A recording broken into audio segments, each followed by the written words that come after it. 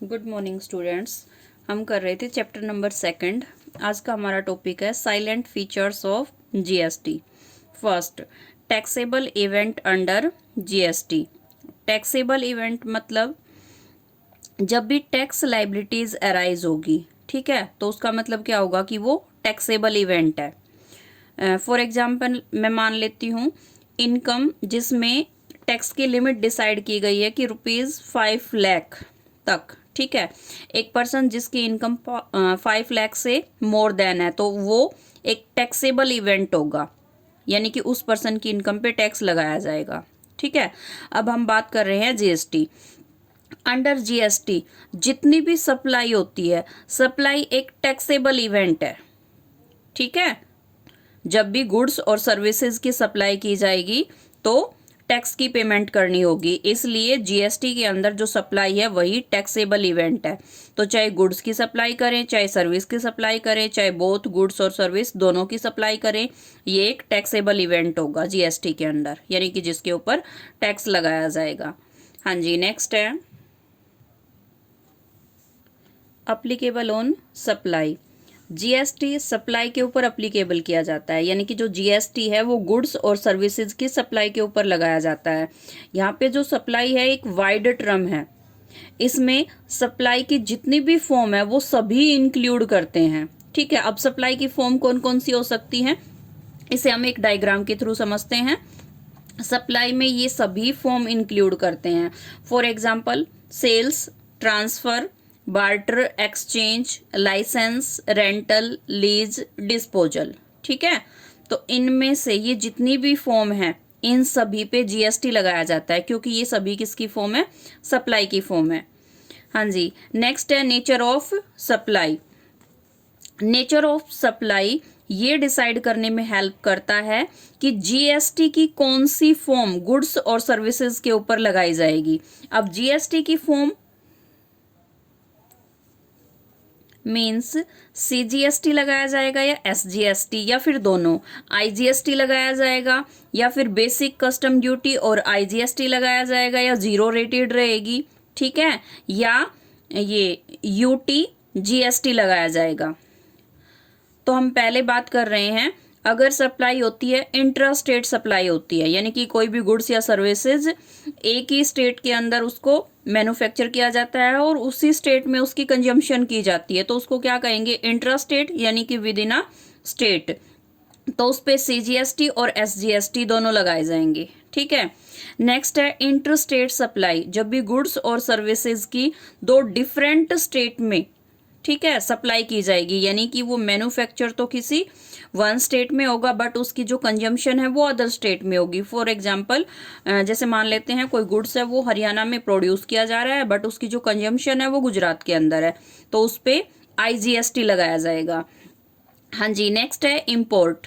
जब भी कोई गुड्स इंपोर्ट किया जाता है या सर्विस इंपोर्ट की जाती है तो उस पर basic custom duty plus additional IGST ये दोनों लगाए जाएंगे, यानी कि आईजीएसटी तो लगे ही लगेगा, ठीक है, और ऊपर क्या लगाई जाएगी, बेसिक कस्टम ड्यूटी लगाई जाएगी। एक्सपोर्ट जीरो रेटेड, यानी कि इस पे कोई भी जीएसटी नहीं लगाया जाता। हाँ जी, नेक्स्ट है base on the principle of destination, ठीक है। यहाँ पे डेस्टिनेशन का मतलब है कि जो गुड्स जिस प्लेस पे मैन्युफैक्चर हुआ है या प्रोड्यूस हुआ है वहां पे तो कोई टैक्स नहीं लगेगा। रियल में उस गुड्स या सर्विसेज को जिस प्लेस पे कंज्यूम किया जाएगा तो कंजम्पशन वाले प्लेस पे उसके ऊपर टैक्स लगाया जाएगा, ठीक है। तो यही क्या है, डेस्टिनेशन। फॉर एग्जाम्पल कोई गुड्स है वो मैं मान लेती हूँ वो हरियाणा के अंदर उसको मैन्युफैक्चर किया गया और हरियाणा में ही उसको कंज्यूम कर लिया गया, तो इसके ऊपर जो जीएसटी लगेगा वो हरियाणा के अंदर लगेगा, ठीक है। नेक्स्ट एग्जांपल ले लेते हैं, कोई भी गुड्स है वो प्रोड्यूस तो किया गया हरियाणा के अंदर बट उसको यूज किया गया गुजरात के अंदर, यानी कि उसकी जो कंजम्पशन है वो गुजरात में हुई, तो उसके ऊपर जो टैक्स कलेक्ट करने का काम है वो गुजरात में होगा। वहां पे टैक्स से रिलेटेड जो भी डिपार्टमेंट होंगे वो गुजरात के अंदर टैक्स कलेक्ट करेंगे, वहीं पे टैक्स लगाया जाएगा, ठीक है। तो ये है डेस्टिनेशन। नेक्स्ट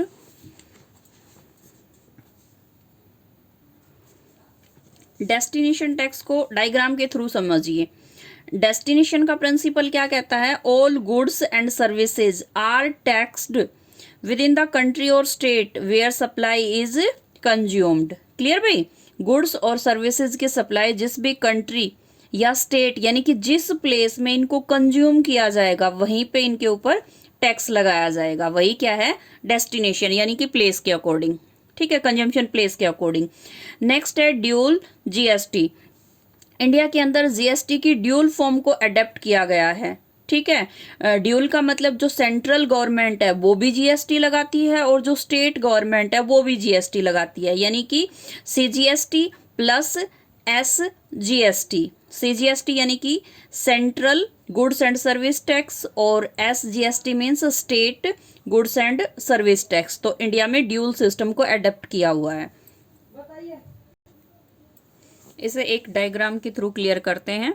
जीएसटी, हाँ जी, जब गुड्स सेल किया जाता है इंट्रा स्टेट यानी कि सेल्स विद इन स्टेट, एक ही स्टेट में गुड्स सेल किया जाता है, तो उस टाइम सीजीएसटी और एसजीएसटी दोनों लगाए जाएंगे, यानी कि central goods and service tax भी और state goods and service tax भी। नेक्स्ट हम बात कर रहे हैं जब सेल की जाती है इंटर स्टेट में, इंटर स्टेट यानी कि दो डिफरेंट स्टेट में जब गुड्स सेल किया जाता है तो उस टाइम लगाया जाएगा आईजीएसटी। नेक्स्ट है ट्रीटमेंट ऑफ एक्सपोर्ट्स। तो जो भी गुड्स या सर्विसेज एक्सपोर्ट की जाती है तो जो एक्सपोर्ट है वो जीरो रेटेड है, यानी कि उनके ऊपर कोई भी जीएसटी नहीं लगाया जाता। ठीक है, नेक्स्ट है ट्रीटमेंट ऑफ इंपोर्ट। ये ध्यान से समझोगे। इंपोर्ट के ऊपर basic custom duty plus IGST दोनों लगाए जाते हैं। उसका रीजन एक एग्जाम्पल के थ्रू इसे क्लियर करते हैं। मान लेते हैं एक पर्सन है ए जो मैन्युफैक्चरर है। ठीक है, ये इंडिया में कोई भी गुड्स प्रोड्यूस कर रहा है और मैं मान लेती हूँ वो पर्टिकुलर गुड्स है और उसकी कॉस्ट है 30,000 रुपीज। इसमें उसने अपना मार्जिन भी ऐड कर लिया है। ठीक है, और यही सेम गुड्स अगर अदर कंट्री से मंगवाते हैं यानी कि इंपोर्ट करते हैं तो ये पड़ता है 15,000 का। मेरी बात समझना, इंडिया में एक पर्सन है ए जो मैन्युफैक्चरर है, वो एक गुड्स मैन्युफैक्चर कर रहा है और उसकी कॉस्ट आती है 30,000।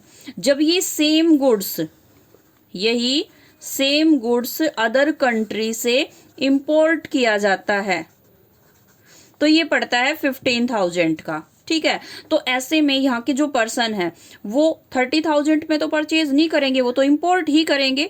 तो जो मैन्युफैक्चरर ए है उसके माइंड में ये क्वेश्चन तो आएगा ना कि जब यहाँ पे उसकी सेल नहीं हो रही है और अदर कंट्री में अगर वो जाके प्रोड्यूस करेगा तो इसके कंपैरिजन में वो कम प्राइस पे भी प्रोड्यूस होगा, तो फिर वो यहाँ पे प्रोडक्शन क्यों करे, वो तो अदर कंट्री में चला जाएगा।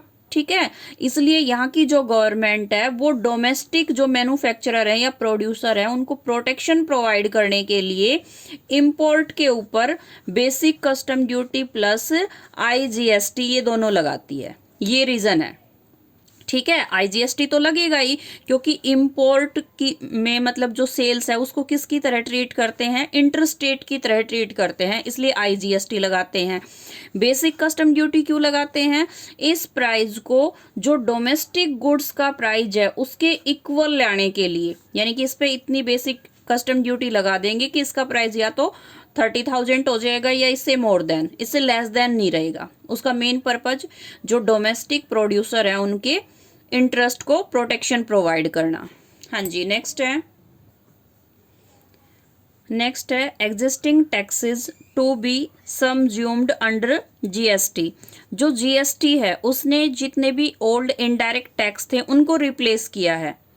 जो old indirect tax central level के थे उनको सीजीएसटी में, ठीक है, सीजीएसटी में इंक्लूड किया है, और जो स्टेट लेवल के इनडायरेक्ट टैक्स थे उनको एसजीएसटी में इंक्लूड किया है। कुछ एग्जांपल बता रही हूं मैं सीजीएसटी में जो इनडायरेक्ट टैक्स इंक्लूड किए गए हैं, जैसे सेंट्रल एक्साइज ड्यूटी है, ड्यूटीज ऑफ एक्साइज है, ठीक है, जैसे मैकेनिकल पे है, टॉयलेट प्रिपरेशन पे है, एडिशनल ड्यूटीज ऑफ एक्साइज है जैसे गुड्स पे है, स्पेशल इम्पोर्टेंस पे है, ऐसे ही जो स्टेट लेवल के इनडायरेक्ट टैक्स थे जिनको एसजीएसटी में इंक्लूड किया है, फॉर एग्जांपल जैसे स्टेट वैट है, वैल्यू एडिड टैक्स, नेक्स्ट है सेंट्रल सेल्स टैक्स है, परचेज टैक्स है, लग्जरी टैक्स है, सर्विस टैक्स थे स्टेट लेवल के, उनको किस में इंक्लूड कर लिया, एसजीएसटी में।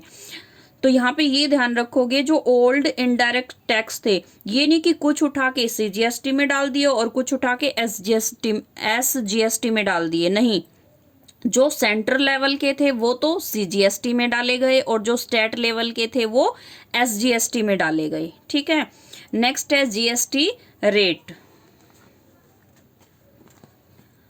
जीएसटी की जो रेट है सेंट्रल गवर्नमेंट और स्टेट गवर्नमेंट मिलके जो रेट डिसाइड करती है वो रेट फाइनल होती है जीएसटी की। ठीक है, और करंट में इंडिया के अंदर जीएसटी के 4 स्लैब बनाए हुए हैं। वो 4 स्लैब कौन कौन से हैं? एक तो 5% की रेट है, एक 12% की रेट है, एक 18% की रेट है और एक 28% की रेट है। ठीक है, इसके अलावा 0% भी है। 0% जो किस पे है? एक्सपोर्ट पे। तो ध्यान रखोगे आप, 4 स्लैब है, 5%, 12%, 18% और 28%।